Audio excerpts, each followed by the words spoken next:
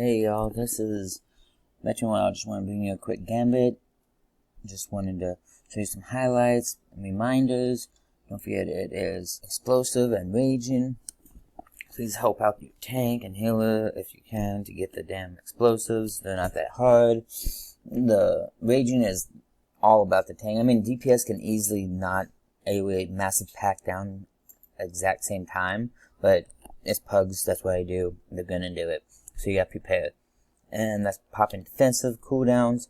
I just wanted to highlight some of the boss fights in this video. Some positionings.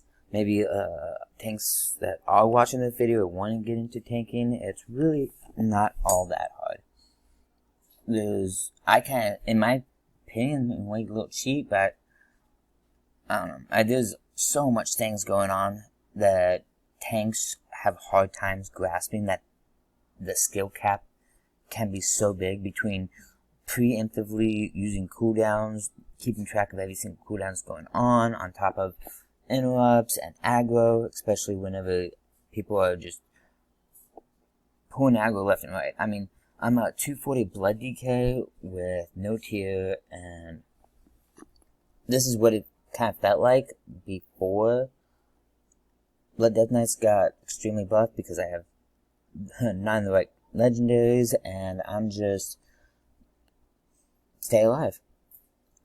And some people say, oh yeah, this is cheating, but I love this add-on. I could get onto any class, any spec, and it's a great rotation. It's not 100% though. You'll find out that there'll be gaps where you disagree with the motive. Like, it'll ask you to be death striking and you're at 100% health.